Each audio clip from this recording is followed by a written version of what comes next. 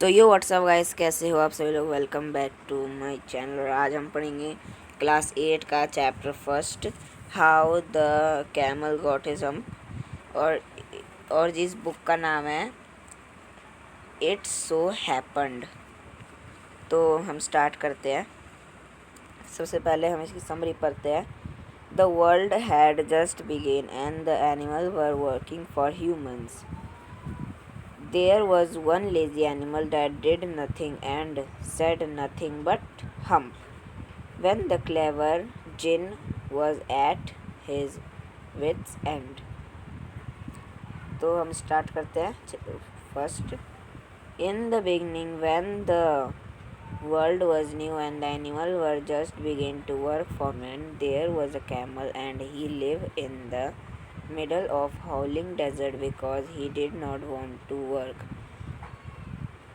तो एक कैमल था, वो रहते थे, और भी बहुत सारे एनिमल थे कैमल के साथ, लेकिन जो बाकी एनिमल थे वो इंसानों के साथ रहते थे।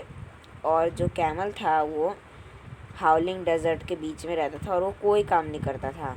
वो बस झाड़ियाँ, लकड़ी, फिर कांटे वाटे की चीज़ें और वो वगैरह वगैरह खाता था और वो सिर्फ बोलता था hump hump and no more, और कुछ नहीं बोलता था। Presently the horse came to him on Monday. Monday को उसके पास हॉर्स आया और हॉर्स ने बोला कि oh camel, come out and trot like the rest of us.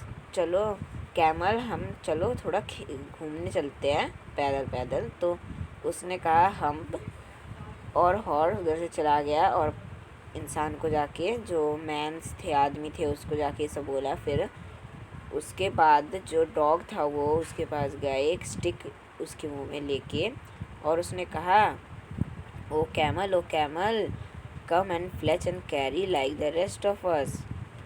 हम जैसे सामान उठा रहे वैसे तुम भी उठाओ।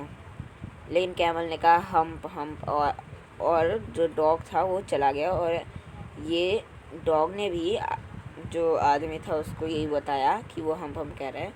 फिर वैसे ही जो ऑक्स था वो गया, तो उसके नेक पे कुछ वो था जिससे खुदाई नहीं करते, वो था। तो उसने कैमल से बोला ओ कैमल, चलो दूसरे जैसे खेत में खुदाई करते हैं, चलो हम भी करते हैं।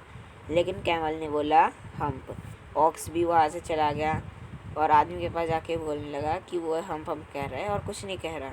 At the end of the day, the men called the horse and the dog and the ox together and said, 303, I am very sorry for you, but that hump thing in the desert can't work, or he would have been here by now. So I am going to leave him alone and you must work double time to make up for it.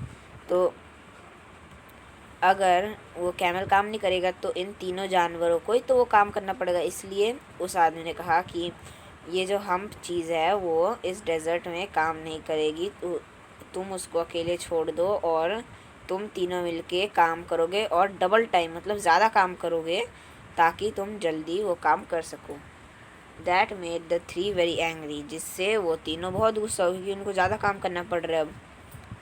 And they held a panchayat, और उन्होंने एक पंचायत रखा desert में, जिसमें camel भी आया। वो चबाते चबाते कड वो होता है जो खाना सब लोग खाते हैं, तो वही जब वापस उनके मुंह में आ जाता है रूमेंस के थ्रू, तो उसको कर्ड कहते हैं। तो वो हंसते हंसते कह रहा था हम बस वही कहता है वो। Presently they came along the djinn who was in charge of all desert rolling in a cloud of dust. तो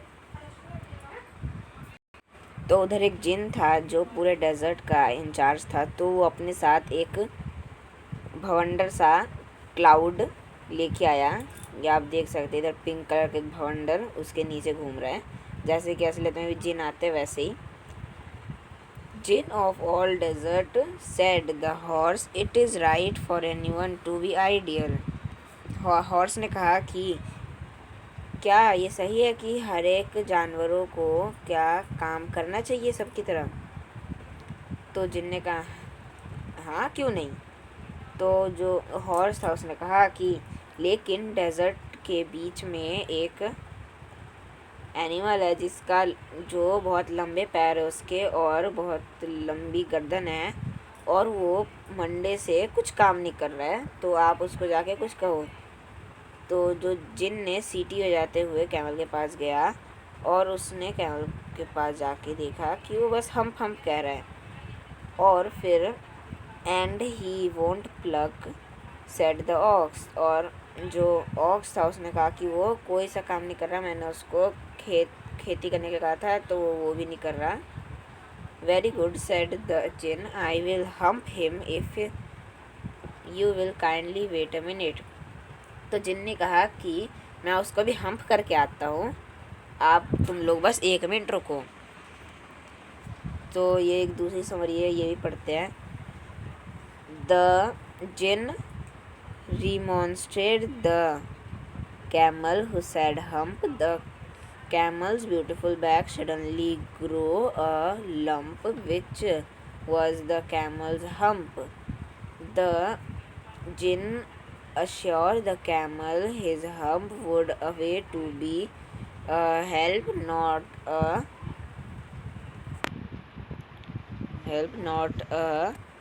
hindrance.